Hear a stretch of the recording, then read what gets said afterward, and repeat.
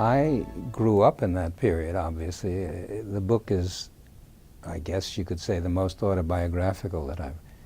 And I used to tell stories about that period of time to my kids or to my wife. And it was my wife who kept saying, you know, you really ought to write a novel about that because people don't know those things anymore. You should. And then I spoke to an editor, and she was interested, but I was sort of reluctant. I mean, one of the things that is interesting about this is that if you grew up in that period, you were not terribly comfortable about talking about it because it was a little scary. That was, I mean, that's the culture of the time. People didn't want to talk. And so when I wrote the book, it was hard. I felt uncomfortable sometimes writing about it. And curiously enough, when in the first draft of the books, it was quite close to things that actually happened, or about my family, or this, that, and the other thing. And the book didn't work very well.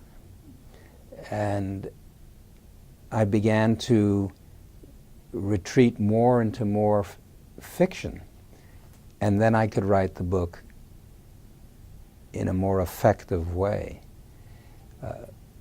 And at the same time, take things which were true and change them and fictionalize them so that they had more power.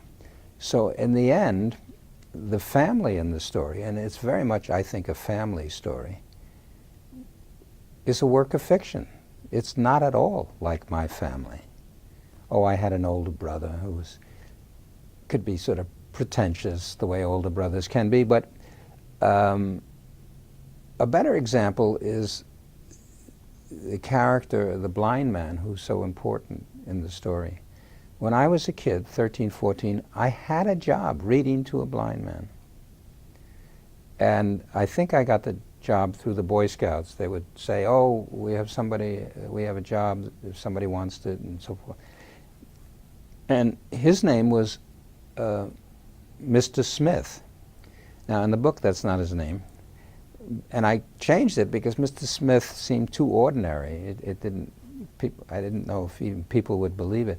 But the point is, I didn't have a particular relationship with this blind man. It was a job. I mean, I hoped I did it well.